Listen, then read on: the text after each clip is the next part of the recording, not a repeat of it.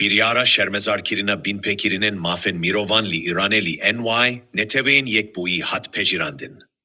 Evara pençeme, hejdehe Desambra 2025 çivata gişti ya netevein yekbuili New York'e biryarek peşniyar kiriji aliye Kanada'ya ve hat pejirandin, ku bin pekirinin mafen mirovanli irane şermezar dike.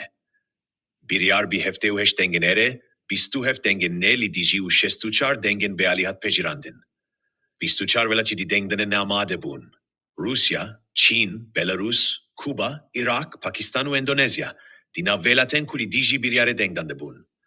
Devletin yekbuyen Amerika'ya, Britanya, İsrail, Fransa, Kanada, Japonya, İtalya, Avistirya u Sued, ji dina velaten ku denge eredande bun.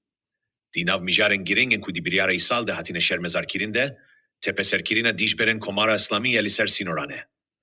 Nivis dibeje ku dijber, rojname van, parezvanen mafen mirovan u eta malbaten vanen li derveyi velet ji aliye hükümeta İran'e ve rasti her cure zext, gef, çavderi u erişen siberten. Malbaten li hundire İran'e ji veki amurek ji bo beden kirina reksne giren li derveyi velet tene bikaranin.